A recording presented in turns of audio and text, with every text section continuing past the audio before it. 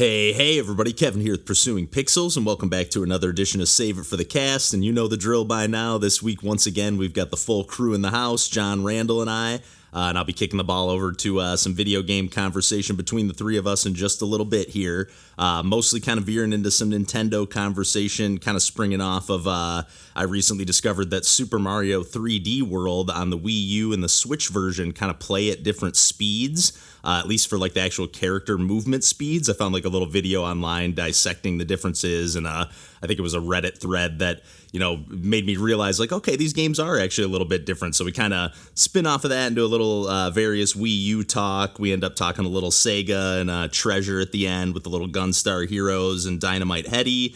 Cuphead even comes up as like a, comparison point between, or, similar to Gunstar Heroes, which I still need to get back to Cuphead. I'm on the third world and haven't really picked it up since I made it to that point. But you know the drill, as well as for the stuff that I've been playing lately. Before I kick the ball over to John, Randall, and I for that conversation, I've actually been doing a ton of gaming lately. I'm not going to mention every single thing that I've been playing, but I've been just bouncing all over the map, playing quite a few, or making quite a few just like gameplay only videos for the YouTube channel. I've just been in a lot of like back pain and trying to like find time to stream or do various recordings or keep up with the podcast editing and stuff like that. And I've just been like, okay, I don't want to fall too far behind, and I definitely want to keep showcasing a bunch of games. So I've just been recording like the first 30 minutes or even in some cases like the first hour of gameplay. And then the thought is just like, hey, if I get the chance to go back and stream this one again later, great. If I don't, at least I, got a chance to kind of recommend this game, even though I'm not, having the chance to sit down and make some commentary on it and whatnot.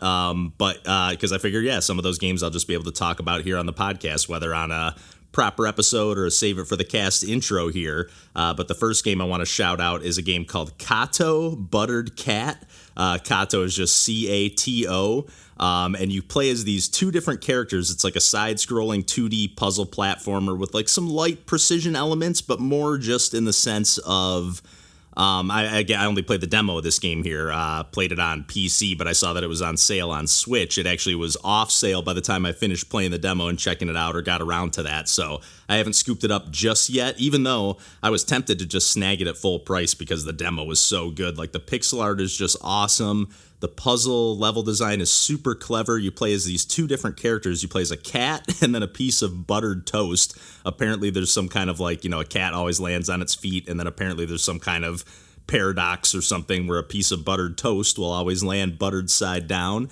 And you control these two characters. The cat just controls like a regular platforming character, although you cannot jump.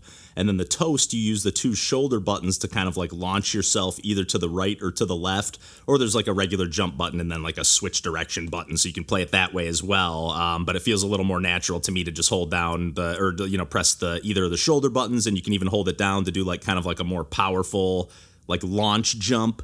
But then if you can get the toast and the cat to join forces and like get the toast to land on the cat, which you can move both of them simultaneously since they control, independently of one another. But then once the toast lands on the cat's back, then you can jump, and you can actually just like jump infinitely. They kind of just like lean into like this double paradox and like, well, if the toast is on the cat, then you can just like, gravity's a non-issue at this point. And you can just kind of float Kirby style, and it's all about just getting the characters into the right positions, a lot of pressure plates to, get the toast on this platform to open up this doorway for the cat to go through, and then get them together to untrigger this, material that you can walk through, but you can't when they're connected. And there's just like a ton of clever level design, even like the final stage of the demo, which the demo was just packed. I feel like I just kept playing level after level after level. And it says there's like 170 regular levels in the game, plus a bunch of bonus levels. So this game just seems to be absolutely massive. Like there's just the levels, they're not all just single screen levels either. You're, scrolling from screen to screen to screen, trying to solve these little puzzle platforming challenges. And it looks great. It sounds great. I don't know if the demo contains, it seems like it was like a slightly different experience from the main game, but it even ends the demo with like not necessarily like a boss level, but it almost felt like a Bit Trip Runner style stage, not necessarily jumping over things to the rhythm of the music or anything, but you can just jump and dash, and it just feels so good. And you're kind of like almost on this like conveyor belt like roller coaster, and it goes into like almost like a 3D. It's still pixel art, but like a 3D perspective for that section. It's just so cool. I'm really looking forward to scooping that game up. I'm definitely going to grab it on the Switch just because it seems like the perfect home for it. And then another game that I played a little bit of, probably about halfway through, because this game seems like it's going to be short and sweet. It's a game called Hollow Floor, and it's from a developer that I've been a big fan of. They've made quite a few Pico 8 games over the years that I've checked out. This is, I believe, one of, if not their first commercial game. You can grab it on Steam.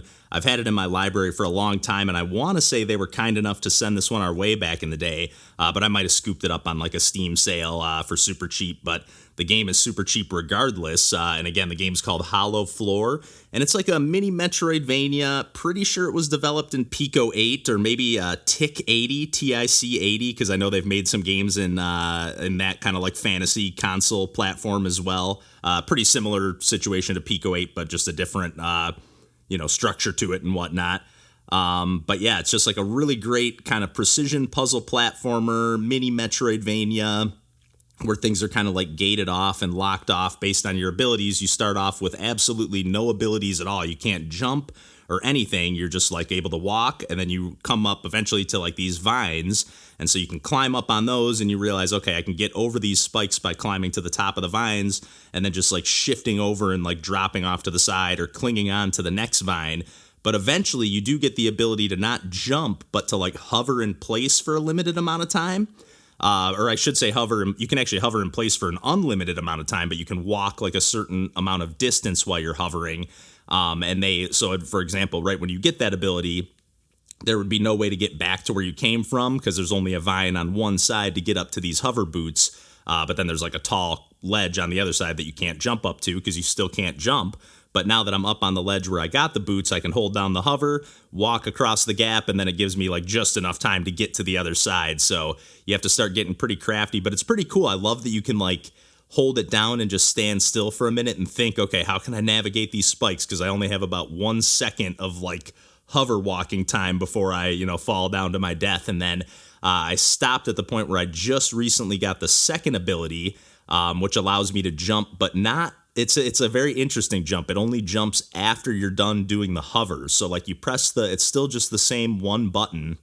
You press it to like kind of hover across the gap that you want to walk across. And then when you release the button, you jump. So if you do just like a quick tap, you will just do a little regular jump, but you can't hover. It's like you've already used it. At first I was thinking, okay, I can jump and then hover, but it's the other way around. You kind of hover and then you can release it to jump. So sometimes you'll have to like kind of clear a little bit of space and then release it, jump up to the next ledge, and it gets pretty tricky pretty quick in general. Like it definitely is not like a brutal precision platformer, but the when you to get that hover ability, for example, or maybe it was right when I got it and it was like kind of teaching me to use it, you have to get through like this 5 or 10 room.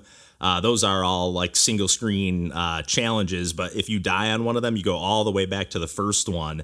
And you have to just clear it all in one shot. So it's definitely a game that leans into the difficulty. But at the same time, it's short and sweet. It doesn't seem like its like sole goal is to just absolutely destroy you. It definitely just seems like it's made to be speed run. I'm sure there's ways where you can cut corners and maybe even beat the game without getting all of the abilities. Like I'm not really 100% sure about all the, nuances of the game, but it's just been a lot of fun so far. It's got a really great sense of style. Just feels super retro. Just even reminds me of playing games like Knit, KNYTT, like way back in the day on like Flash or on a various gaming website. But yeah, as for the other stuff I've been playing on my Switch, those two games I played on my PC, the demo for CATO, that is, and then Hollow Floor. But I did just scoop up UFO 50 on the Switch, which just came out. I don't have a ton to say about that. I talked about that a ton back when it came out on PC, but I'm just so pumped to have this one on Switch because I just know I'm going to play it a lot more. I already got a good amount of time in with that game on my laptop, but I know Randall scooped it up as well already, so I can only imagine we're going to be digging into some of those games on the podcast episodes proper. I'm just really looking forward to be able to kick some of those games back and forth with somebody else on the podcast, because I felt like I was just like a little bit of a broken record with those games for a little bit there.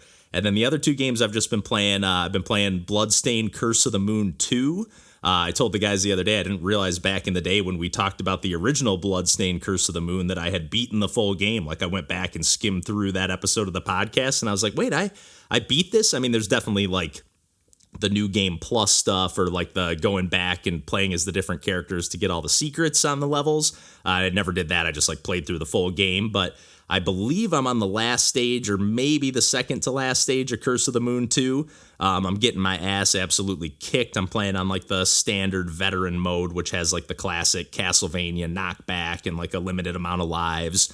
But I've been having a lot of fun with that one. I'm kind of hitting a wall, but I'm trying to change my ways a little bit. This comes up right at the beginning of the Save It for the Cast conversation of never finishing games, and getting up like right to the very end. Like I just did that with Bye Bye Box Boy. I did it with Grapple Dogs, Cosmic Canines, and I'm hoping to not do it here with Bloodstained Curse of the Moon 2, but we'll see. And then I'm about 2 hours into The Messenger. I played this, and I am pretty much right about exactly where I left off when I was playing it on Game Pass. But I scooped it up on Switch at some point over the years and apparently never fired it up once. And for whatever reason lately, I've been having like kind of like a little bit of an itch to play like a JRPG or an RPG, particularly like Earthbound and Chrono Trigger keep popping into my head as games that I want to play. And then I kind of remembered that I grabbed a physical copy of Sea of Stars, which is the follow-up from the same studio that made The Messenger. And it's apparently set in like the same universe, but like on a totally different timeline. I don't think there's like a ton of crossover and stuff like that, but part of me is just like, well, The Messenger was a pretty great game. I'm really loving it so far. I'm about 2 hours in on the dot. And like I said, I'm right about where I left off before, so I'm looking forward to seeing a little bit more of this game. Now that I'm playing it on like I kind of just fell off it because I was like doing it for a video or to play. I think I was playing it so that I could talk about it with DJ on the podcast way back in the day. And then just kind of fell off because I was like, well, it's on Game Pass. It's going to go away eventually. I'm going to lose my save data. So I'm going to buy it on Switch. But like I said, apparently never got back around to firing it back up and digging back in. So about 2 hours in and looking forward to checking out some more before I hopefully get around to checking out Sea of Stars at some point, because I just think that game just looks absolutely gorgeous.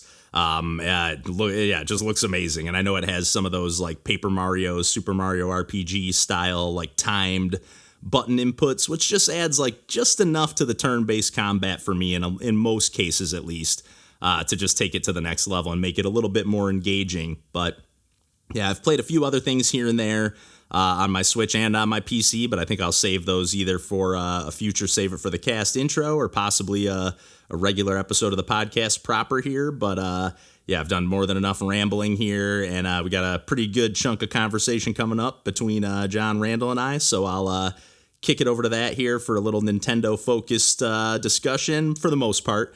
And yeah, until next week, we will catch you then, and take care.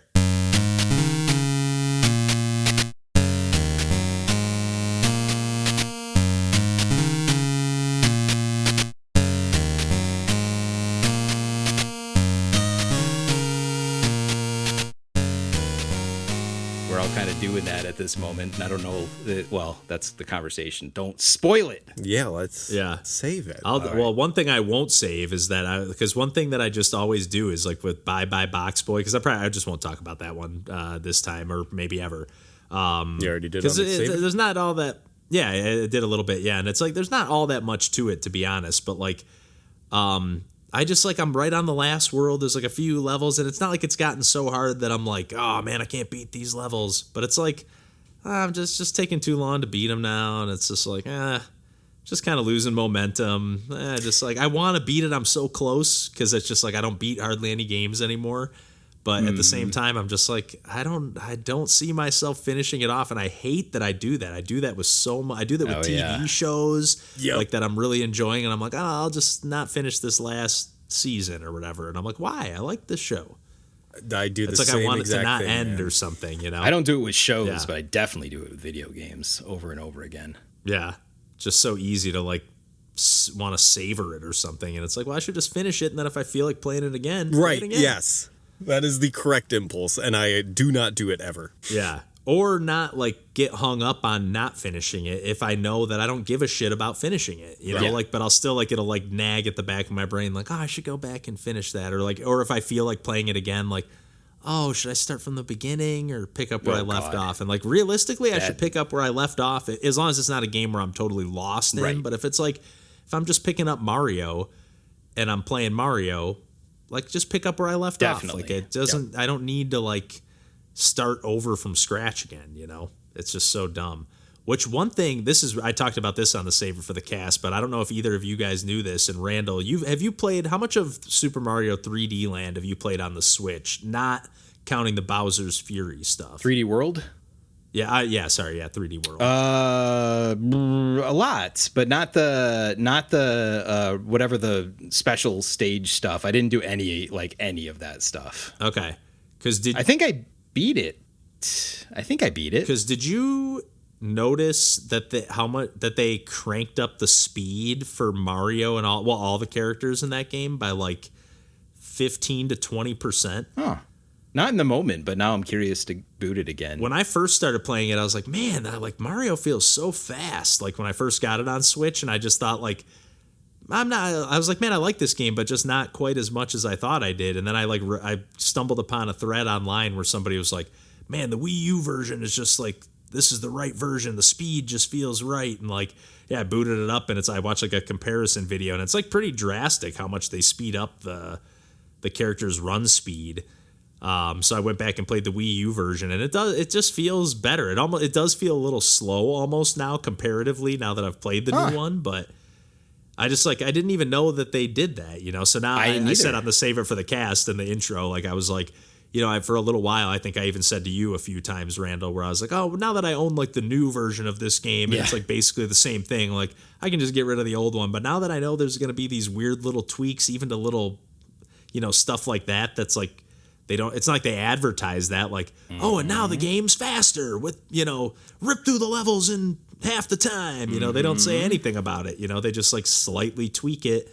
Apparently it was to make the movement feel a little bit more like it does in Odyssey and something to that effect. Weird. But I don't know.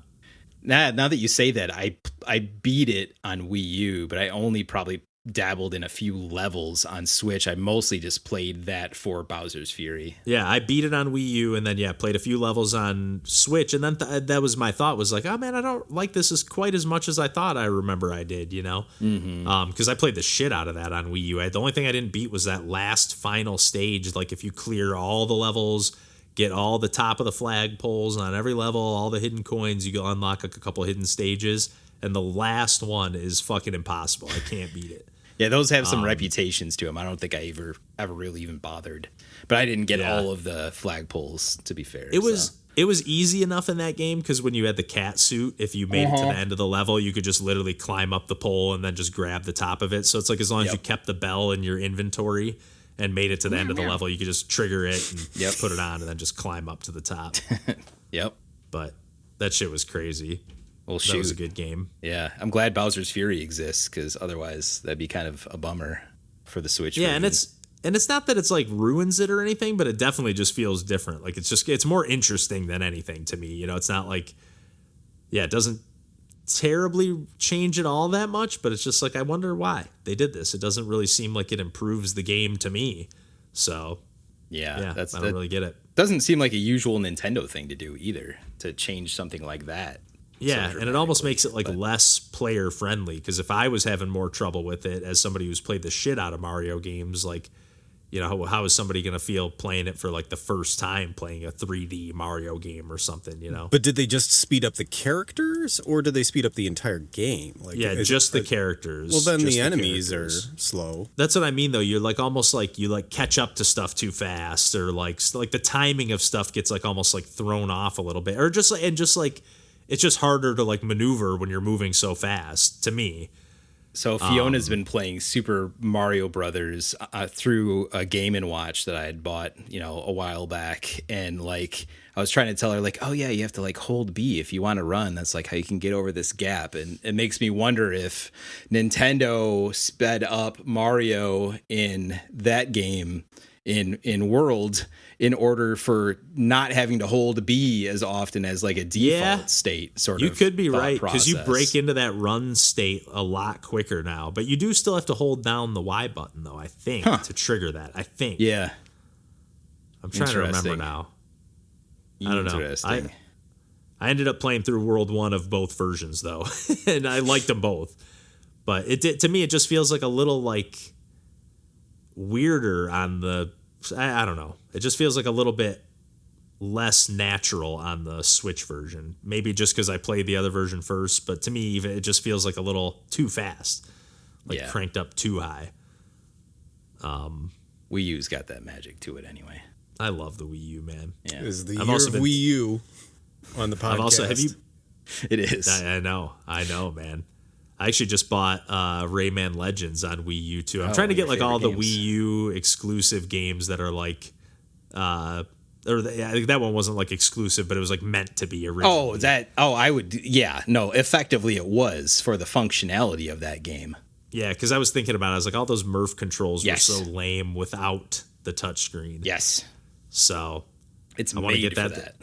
I'm trying to like just round out I actually kind of want to track down a physical copy of that DuckTales remastered on Wii U. I just want to kind of like have like all the games that are like, these are all like the Wii U games. I even almost grabbed Zombie U the other day for like $5. I really want to give that game a shot again. I never got it, but like for $5, it feels like, this might be worth a shot. I mean, they've even re-released it as I think it's just called Zombie, like outside of Wii U. And it's like, but then again, you don't have the gamepad when you're looking through your backpack and your inventory and you might get killed.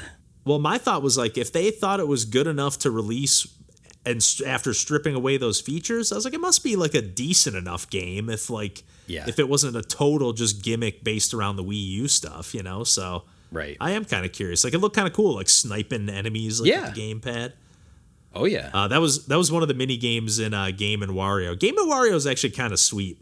The first mini game that you play is like you like have like a bow and arrow on the gamepad, and then you have all these like little little Wario toys or something like kind of running from the screen, like 3D, like coming towards you. I like it. And then you like drag like the arrow, you like pull like an arrow back on the gamepad, and then you're like using the gyro or motion controls to like aim it, and then when you release it, like you can see like the arc of the arrow on the screen. So you're just like targeting things. It felt awesome. You can like double tap it to give it a charge shot. I like it. That was sweet. But then there was like another one where it's like just this like almost like you're looking out the window and like rear window, you know, like looking at the apartment complex.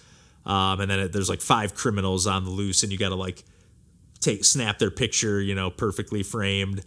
With the gamepad. So like the gamepad only shows like maybe 5% of like the whole screen that you can see. It's like super zoomed in. Yeah. So you gotta keep like looking at the TV and go like, okay, I think that's that guy like down there at the bottom left. But then it's like hard to like move the gamepad over and go like, wait, what? Okay, there's the fire hydrant. Okay, it's okay. It's a little bit left of there. There were some cool mini games, and like they're more like one big mini game as opposed to throwing like a series of rapid fire mini games at you. But then it seems like there's like levels after that. Like, you know how like in the game, like you beat like 10 stages, then you play like a boss stage typically in WarioWare, and then you like beat it. But then if you go back and play that world or whatever, it like just keeps going until you lose all your lives. Yeah. It seems like this is like going to have like multiple stages of each, like, you beat that one, here's a harder challenge of that same thing, and here's a harder. I don't know how far it'll go. But I was like, oh man, this is not as bare bones as I thought it was. I don't know why I thought I played this game before, but I definitely hadn't. Definitely worth just like, having on the system to just launch and fuck around with at the very least. Then that's cool. Definitely, and it's a little more because that one game shop has like a sealed copy of it for like $140 that I've seen or something. Mm-hmm. But I looked it up on price charting, and like a complete in box is only like 60 or 70. Yeah, I was like, oh, that's like. I mean, I'm not dying to pay that much for that game, but like, it doesn't kill me to pay around what the game cost originally when it was released. You know, I guess Wii U games were probably $50. 50, yeah. But still, it doesn't like, it's not as painful as like dropping, you know, hundreds of dollars on a game. No, we're used to at least 60 these days. So yeah, 70 for that Donkey Kong Bonanza. Oh yeah. And 80 for Mario Kart. I know it. That one so far has not been worth the $80 for me. I wish I would have got it built into the system. That game kind of. I don't mind it, but we've kind of seen what it has to offer, I would say. Yeah. At this point.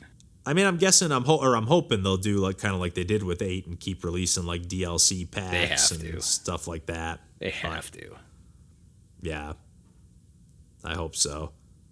I was also super fucking juiced about that Gunstar Heroes run the other day. Yeah. I was kind of ticked because I was going to record a handful of videos and I got nothing done and ended up just beating that game and doing nothing else. You can't But be ticked about still, that, I was pretty juiced. That's incredible. I was at one point, I figured I was going to play like 3 levels and lose, I was going to run like 3 continues and just be like, well, however far I get, and then I'll wrap up the video there. Mm-hmm. And then like on one credit, I beat like almost all 4 of like the main first stages. And I was like, oh, okay. I might have even beat all 4 of them actually. Up through the board game area. Does that happen? That's after the 4 stages. That's the first. No, actually, no. Right? That is the 4th stage, which surprised me. So you could theoretically play that stage first because you could pick them in any order, which is weird. Yeah. But that was the one I played last, and I did die on that one, I think, and that was my first death. But then I was like, I'll try one more time, and then I got through that, and then played a little bit more, and obviously just ended up getting through the whole thing. And I was like, damn, this game is fucking awesome. It's incredible.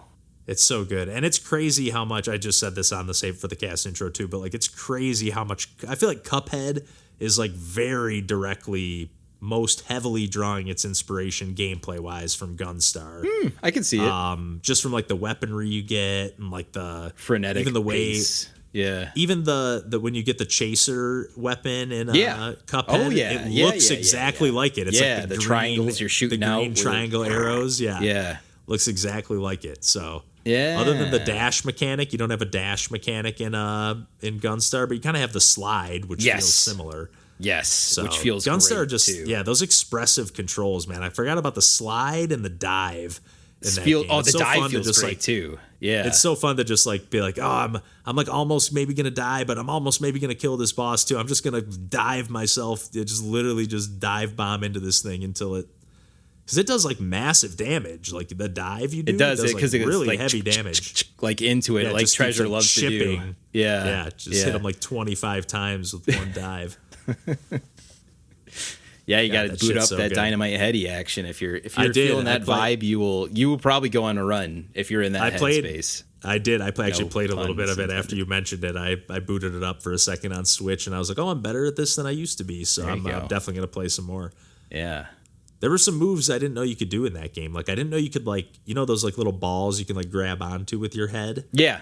And then like, or your mouth or whatever. Yeah. I didn't know you could like hold down the like throw your head button and like keep his head just like attached to that, and then just keep running around and jumping and doing whatever, and then just like I don't think I ever release the tried button, that. and he'll like then launch himself over to the head once you release the button. I was like, oh shit, that's kind of cool. That is cool.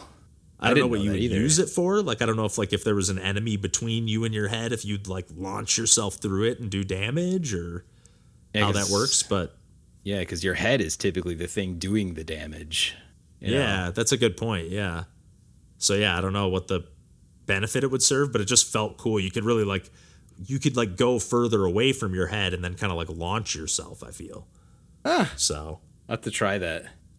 Literally just bought the manual off of eBay to finally complete my the manual. Yeah, my Dynamite Heady Genesis copy from however many years ago that I bought it. It's so funny when I'm at the retro shops. Like if I look at any of the games from that era, I mean, I'll always browse real quick, but like I kind of only look at the Genesis stuff because like it's so much more fun to buy the box, man. It's like when you're just buying a loose cartridge, especially when they're like 25, 35, 45 bucks. It's like, doesn't have the same magic. No. Yeah, it's not as fun. It's not.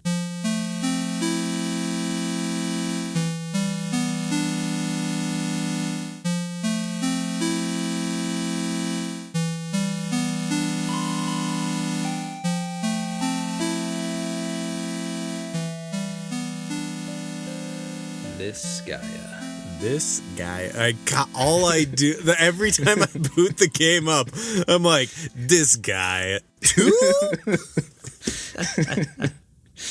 Were they on like this guy like at least 7, right? We had at least 7 of those guys. Oh, I know there's at least 6. I know there's yeah. 6. Oh, okay. I couldn't tell you if there's 7. I've played now 1, 2, and 5, and doing my. I'll save it for the cast. Save it. Sorry.